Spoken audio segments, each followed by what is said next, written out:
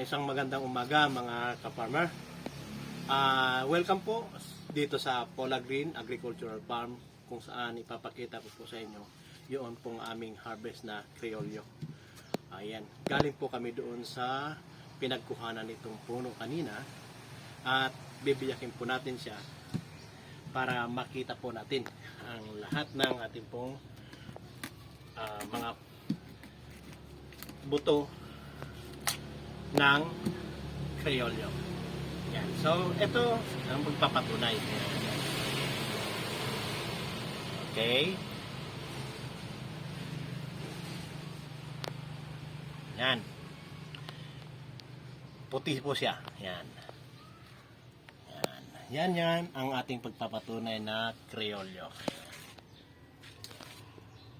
Yan, mga pinkish yan.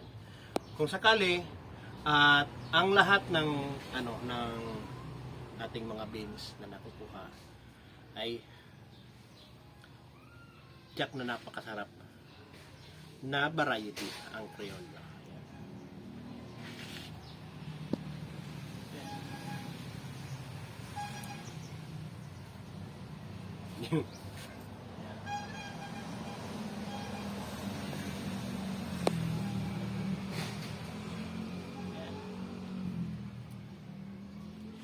Yan.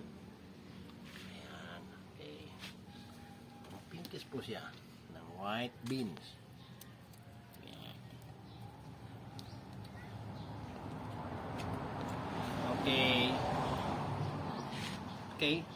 Yan. Pagpapatunay po na ito ay Criollo. Ayan. So, mga ka-farmer, handa po tayo lahat ng ating pong bibenta ng mga seedlings. Nandun po. Siguro mo natin. Yan. Yan. Yan po ang ating mga Criollo. Ayan.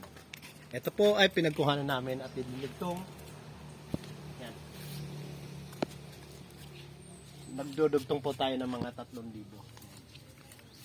Ito at yung ating tagadugtong. Ito po ating yung tinatawag na rootstock na kung saan ay yung ating pong pagdudugtungan. May mga naidugtong naman po dito. Ito yan.